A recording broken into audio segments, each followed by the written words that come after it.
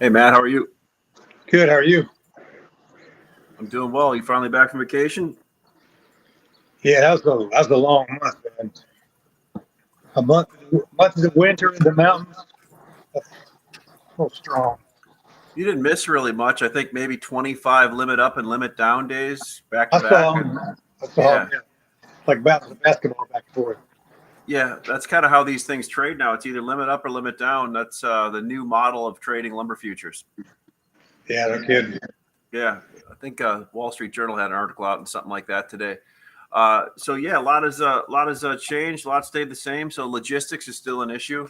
Completions is still an issue. Had Riley and Beamer on yesterday, and like Greg was saying after the West Fraser announcement, probably be better if they didn't make a lot more wood right now because that's not the problem. The problem's cabinets, logistics, getting everything else for completions filled through. How does that sound? What does that sound like to you?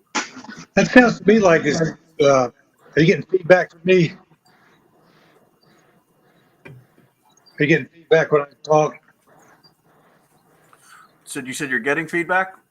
I'm getting some, but I'll talk over it. That just plays right into what the builders said they were going to do earlier in the year, which was spend the first quarter getting starts on the ground so they could get contracts locked in, and then spend the rest of the year completing. And that looks like what's happening. And that's my fear about the lumber market is so much of that wood's already bought, and everybody's making the assumption that we're going to keep doing what we're going to do. What we've been doing for the last 2 months for the rest of the year, and the builders are not saying they're doing that. Yeah, no doubt. They're just concentrating on getting their completions done, and that at the end of the day is what really matters. I wanted to. You sent me over two things to look at today. Which is the first one we should look at? The softwood But one frame, is or which one one do you is want to the look at new first? home sales that just came out today. Let's Um, see. I What get it page? right. Yeah, what page is that on of yours? I'll pull that up. It's not on there. It's on the housing starts data. That census thing that sent you the census link. I'll just I tell got, you. I got, Just I tell you what got it it. says. Though. I got it right there. Let me send it over to those guys. Nick, did you get that link that you guys sent up the consensus? We'll bring it up, Matt. Let me give him a little. Let me give him a little cheat sheet to read off of.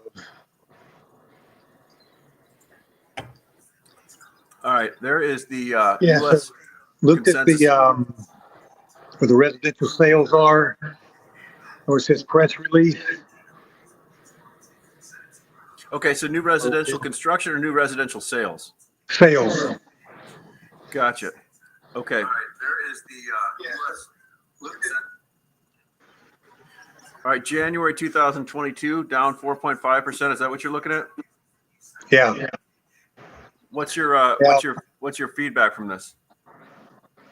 Well, let me get my little cheat sheet for notes here.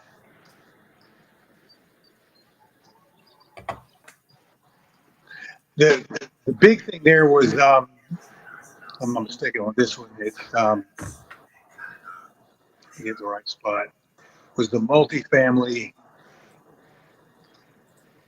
Look at sales here.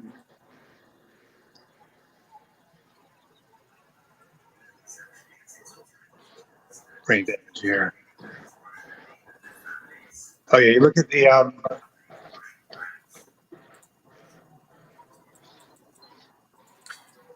gotta get the back connection here. Hang on. The one we have pulled up right now is the economic indicators. New residential sales. Yeah. Yeah, I'm looking. Okay, let me catch up with you. Gotcha. Seasonally adjusted, they're down 4.5%. But the actual, if you scroll down a little lower, the actual sales were up 8.5%. So what's interesting about that is that's January when weather was incredibly bad, and we had a seasonal adder that should have made it look like it was selling more, and it actually on the seasonally adjusted the rate went down. But on the actual sales, the sales were up. So new home sales were actually better in January than the seasonally adjusted number suggests. I'll let you So new, figure out what that means as we go along. yeah, okay, I got you. That makes sense. It's just interesting. What's interesting has the data that we get and we focus on isn't all the stuff that we should see. Gotcha. Let's bring up. Look at the permit. Do the permits. The one that's the starts and the permits on it. So should we actually click on the new residential sales to pull that up? Now go down to the one that's down below it that has the construction one, and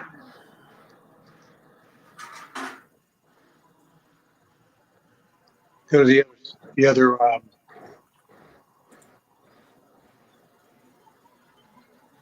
not the sales one, but the construction one. The construction one. Let's look here. Go back to the other page that you're on.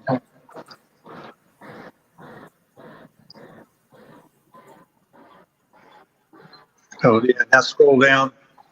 Go back up. Let me just tell you what it is. You waste a bunch of time. Yeah, there you go.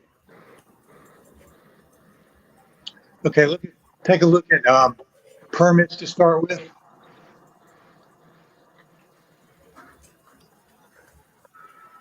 Okay, permits January 1.899. Yeah, do you see the permits are actually down 13.6%? But the multi-family was down 32% on the actuals. Well, here's a crazy thing too. If you look over at the new residential construction chart, we talked about it. Look at that gap widening between permits and completions. Yeah, it's even worse. And I think that just goes to show you that during that period of time, the end of December and January, builders were really focusing on starts. They really weren't focused on completions yet, so the gap got even bigger. We were down to 1.2 completions, but the actual permits for multifamily were down 32%. And from my connections, they tell me that's 100% price rejection. So when you say price rejection, when they're building these 5/1s or what they call them, the 5 wooden stories on the concrete, is that they're just not starting those right now because of price rejection? They had bids in November, December. They came back and got the quotes in January, and they were an 8 million job was the 10.5 million or 11 million. So they were having to eat $3 million of just framing package increase, and they just said, "Screw it, go shove it. I'm not going to do it." So they didn't permit them. Yeah, I guess that makes sense when you think about it. We kind of saw that price rejection Q1 of last year as we started to get up into these numbers, right? Yep. And obviously we're right there. I just think that's pretty crazy looking at that new residential and watching that gap just widen between permits. And how does this end with the permits keep going up and the completions keep kind of staying right up? It ends with builders switching from starting and permitting to completing. Yeah. And I think that's going to happen. I thought it was going to happen in March. I think maybe by April now, because January was such a crappy month for starting. But just weather-wise. But I think by April we're going to see these starts start to really fall off, and permits fall off, and completions start to increase. Yeah, that makes sense. Look at the actuals for authorized, not started.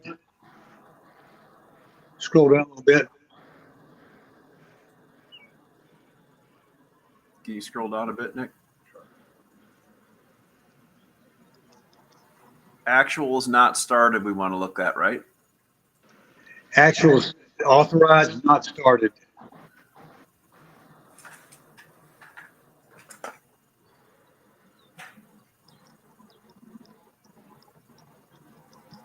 Here we go. New privately owned housing units authorized but not starting at the end of the period. Yeah. Look down at the actuals. It's 278.1. And look at that. Look at the line above it. Every month going back to last January, It's increased every month since January last year from 201, 215, 236, all the way up to We lost 278.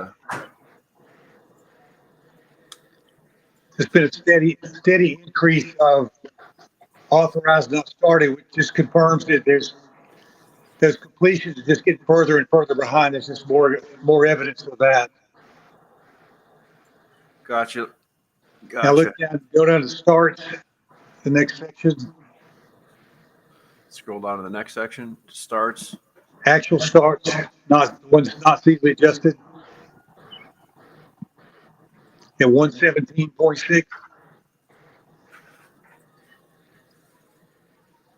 See that? Not seasonally adjusted. Scroll down. Go down a little bit. To the next section. A little lower. A little bit lower. A bit lower. There you go, 117.6. Now look back to the last 8 months and see that it has dropped for 8 consecutive months. Wow. So December 120.5. Yeah, but in January it's 117. But that just shows you the starts have actually declined for 8 consecutive months.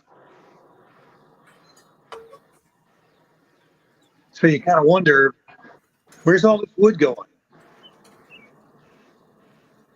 Yeah, no, that's a great question. Where is it all going, Matt? Well, I think it's been bought ahead because the actual start showed that we're not nailing up that much. But according to the mill sales and the inventories that are around, dealers say that they're not loaded. But the one thing to keep hearing from everybody that's traveling around and making their site visits, all the warehouses and reloads are completely full. And I think that's wood that's already sold and committed. But we can clearly see that we're not starting as many as on an actual basis as the seasonally adjusted suggests. So demand for lumber is actually declining. Well, it's almost, but while people still try to, and I think you and I talked about this 3 weeks ago. Greg Kuda just said the other big shift is away from single and back into multifamily. But you were basically saying multifamily is getting rejected right now, right? Yeah, that was the case during the fourth quarter of last year when prices got cheap in August, and everybody that had rejected price back from May said, "Okay, now I'm back in again," and now they're back out again. So what we're looking at is historical stuff that says like multifamily was good the fourth quarter, and people were buying while that lumber was cheaper for first half of this year. So I believe that lumber has been accumulated for jobs that are already going to be started that was just bought, and the dealers that are going to be looking for jobs in April to be quoted and shipped are not going to get them because the wood's already bought. Well, Matt, it's interesting. So on the platform last week, this week, we had some dealers come to us and say, "Hey, we bought OSB for this contract or 2 or 3 semis. They don't need it right now. We want to resell it back on your platform." That's exactly what you're saying here is exactly what we're seeing happen. Exactly. It's exactly right. Everybody's short on stuff right now is going to find themselves in 2 months just overloaded. Yeah. I mean, we've got specialty OSB listed on the platform now because people had too much of it, right? Right. And Riley had a good point yesterday. It's like buyers can never have enough while the market's going like this, right? And yeah. some of the astute buyers right now, I'm not calling tops or any of that kind of stuff, are liquidating some of their extra inventory into our platform to turn it into cash a lot quicker. And we're seeing that. Yeah.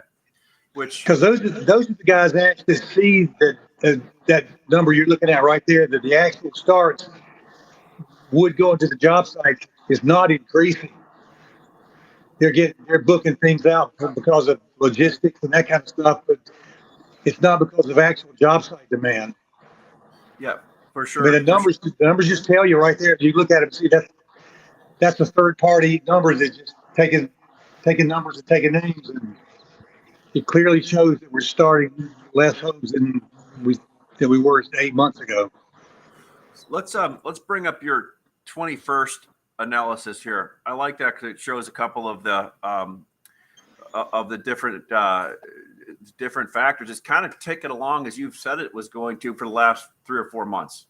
Yeah, and I can see that at week number 11 there, the market's looking to take a little dip and then go higher. And I can see that setting up, maybe not going higher, but at least coming back to where we go off of this rally, because dealers are already talking this market over. And if we believe in, like we talked about in the past, about people talking their positions, the dealers are talking about getting rid of inventory, and they'll probably do it prematurely, and we'll get an April sell-off, then get another bounce back in May because everybody liquidated too early. Sure. One thing I want to take a look at too. Let's go down and take a look at your Southern Yellow Pine chart, because that 4-inch chart is that's the one item I think is one of the hottest items besides 92 and 5/8 studs and some OSB. The 2x4 number 2 Southern Yellow Pine seems to be the big. Let me bring that up here. There we go.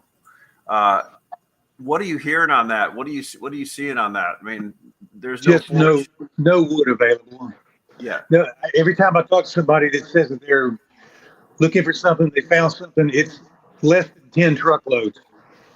It's, they're happy when they find 3 or 4 or 5. We talked about this for the last several weeks, that you take a load of, an inquiry for 10 loads, and it takes you 5 people to cover it, and nobody does more than a couple each. There's just no volume. Nobody says they could go out and buy 20 trucks in a day if they had to. But that's an interesting one, because look, that 2x4 number 2 gets mainly, I shouldn't say mainly, a lot of that gets used in off-site construction, trusses, exactly, wall, floor trusses. And those people are straight out with the largest order file they've ever had, and they're turning people away. So I think people have to understand there's a difference between the stick framing for completions and the component side of it. The component side of it actually helps increase the completions a lot quicker. But from what I can see, these people are maxed out as far as the truss. I've seen truss order files out 12 months since 3 months ago. Yeah. And 7 months out for trusses is not abnormal. Yeah, well, it's not in today's business, but go back 3 or 4 years ago, you would have never heard of that, right? Actually, last year there was a short period of time when truss manufacturers completely lost all their order file. It just evaporated during that May through August period when everybody doesn't have enough of the markets going up. But it's surprisingly amazing how your supplier, your dealers, your builders can tell a dealer, when can you get me that load? I'm desperate. I got to have it. And then the market peaks and falls $100, and then he goes, hold up, don't ship it. Just like everything stops just because of price. But it's going to go, when it starts to go down, the orders are going to disappear, just as all those desperate things that everybody wanted are just going to disappear. Let's check out the 2x4 Western Spruce, because that was a good topic of yesterday's show. Basically, last week, Canfor comes out and says they're going to curtail some stuff. West Fraser comes out and said they're going to do that at a few mills. I guess my question is, that's because of too much lumber and lack of ability to ship it. And if this has been going on for 6 years, the same thing over and over again, that thing is, and somebody had a good point yesterday. Matt Beamer did, how a lot of this is due to also the lack of fiber that they're having up there a little bit, so to speak. But I mean, it's a diminishing fiber basket in BC, right? So you can see. Yeah, but here's the thing. Yeah. In my opinion, anytime a mill curtails for any kind of reason, it's bearish. Because somewhere in the pipeline, the wood's not moving. And where it's not moving is from the dealer to the job site, or from the mill to the dealer. But the wood's not going somewhere. It's not. There's a clog in the pipeline, or there's too much, or whatever. But when a mill has to curtail production because they've got too much wood on the yard, that's not bullish. Yeah, that's what Riley's point was too. And I mean, you guys have been in the industry for long enough. Riley's like, hey, look, if that's probably better for the market if that happens right now, because but I think his point yesterday was too, the best returns ever in your stopping production, right? Yeah, but you don't have any choice if you got nowhere to put it. It's right. No, you're absolutely right, because they can't get these cars back, and they're having a hard time shipping. Totally understand from their standpoint, right? And where it's going to really hurt is those guys that have bought wood for 6-week shipment or 4-week shipment. The mills tell them they're going to be 2 or 3 weeks late, and under no circumstances will they cancel the order. Because if you've got one of those, you got some of those orders on, you're going to get hurt badly.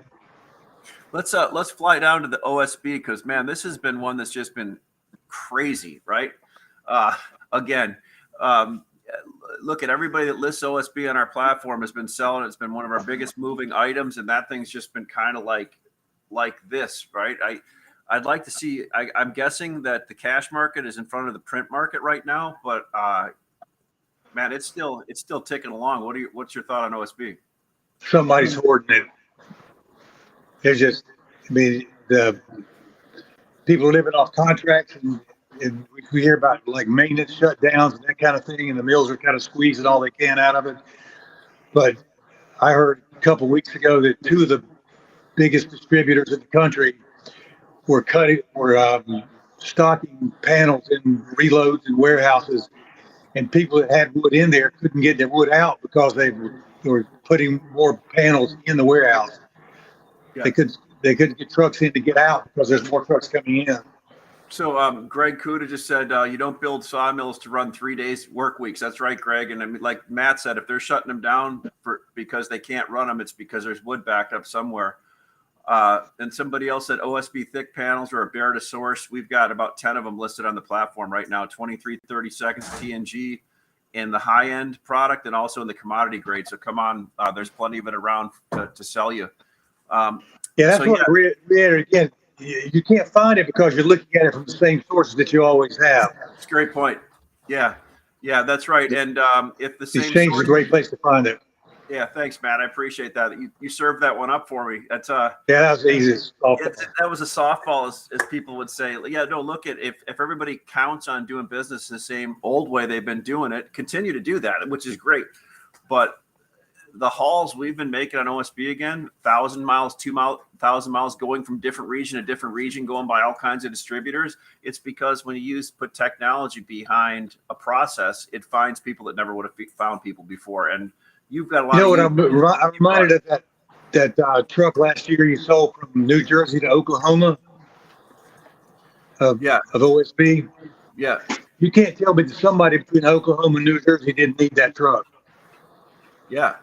They could have bought it for less, but it fit just because it needed to be found somewhere, and it just got sourced. But people of Virginia and North Carolina are having just as hard a time as guys in Oklahoma.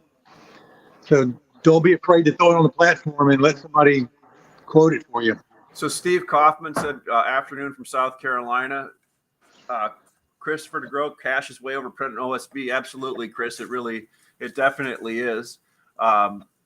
So yeah, I mean, especially it's still a little bit of a problem. But back to OSB, I was talking to a big buyer in Texas yesterday, and he shoots me straight all the time, right?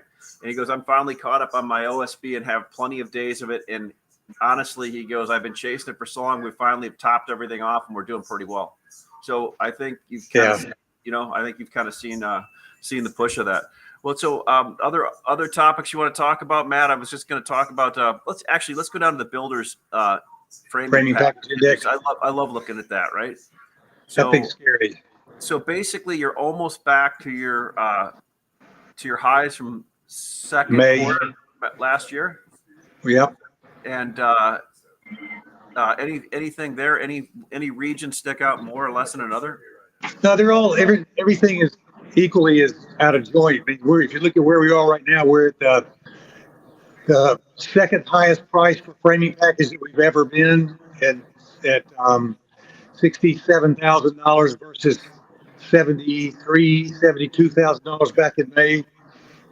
And it's just, if you look at what's happened from May, we went from $72,000 for the average composite price and $36 a foot, all the way down to September and August of $12 a square foot. I mean, and then we're back up to $34 a foot now. So builders just can be prepared um, for your March lumber lots to be significantly higher. Yeah. So, but let's real quick. Let's touch on that. Are most uh, providers of lumber to the home builders out in the field, are they basically doing 30-day locks now? Is the 90-day lock gone? No, at the most you can get a 30-day lock. Lots of times you can't even get that. Lots of times you can get here's the quote of what the price is right now. When you come back with the order, I'll quote it again, and that's what the price will be then. And then I'll buy it. And when I buy it, I'll let you know what I had to pay for it. Interesting.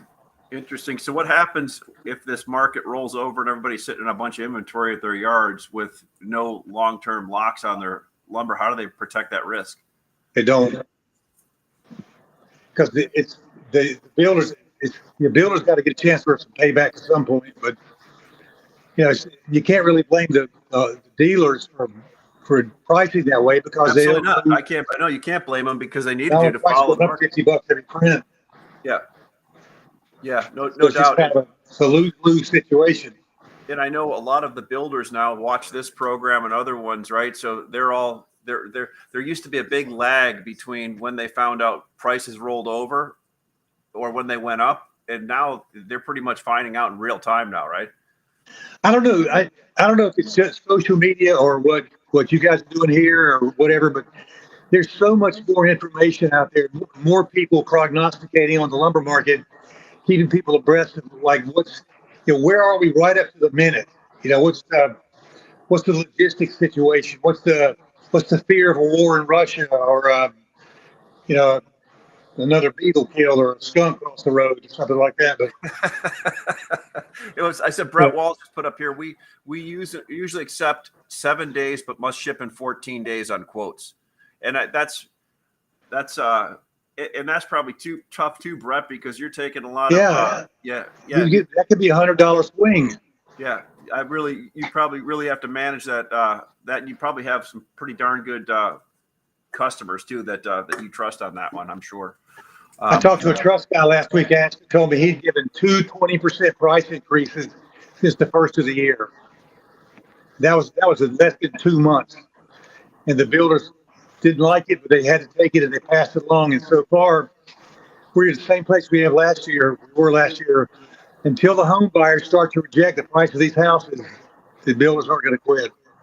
Yeah, no doubt. Well, and the interesting thing there too, think about it. The truss manufacturer, component manufacturer, I'm going to be off a little bit. I mean, pretty much 50% of their cost is their raw materials. That's about right. I mean, and it's not just lumber; it's steel, it's transportation, it's fuel, it's everything now on them. So the 20% increase and labor. I mean, everybody in the industry doesn't know who's going to be showing up at work tomorrow. Yeah, no doubt. Well, look at, I love this framing package index plus all the other stuff you put out. You can go to Layman's Lumber Guide to get this, and Matt actually makes you take it for free, right, Matt, at first? Yep, you got to take it for free. So, we'll get this dialed in a little bit better. It's my bad not having some of this stuff up perfectly for you, Matt, but I appreciate it. I think everybody that was kind of a last minute wing it thing, so you did a great job. It's good. I just think it was really important what you showed, the slowdown in the completions, and I think that's really interesting when you show the slowdown in completions, but still the desire for homes, but then the slowdown in the ability to produce because of the inability to ship at some of the mills. A lot of interesting stuff going on there right now. If you look on that front page of the Census Bureau thing that we had up a little while ago, there's a little graph that shows the completions and starts and permits spread between the two of them.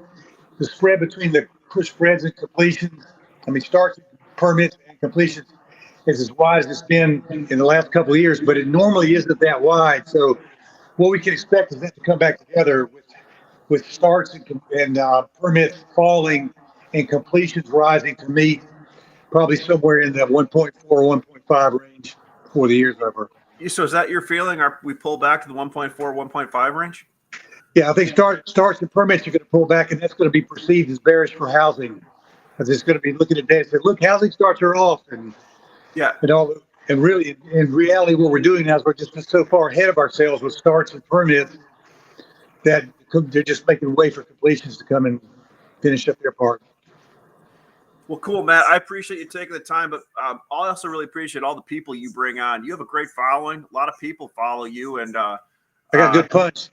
yeah, you do. You do. You got, and they come in and they come in and they comment, and they love watching you and following you. And I appreciate you feeling. Well, I encourage all you guys to give the exchange a shot. Cover some things that you're having a difficult time finding, because you'll be surprised what's out there that you're not aware of. Yeah, thanks, Matt. So just come to mxlumber.com, register, and we'll get you on tomorrow looking at buying and selling lumber. You can do both if you want to, or plywood and OSB. Thanks, Matt. We'll look forward to doing this next week. Yep. Have a great week. Bye, buddy. Thanks everybody for coming.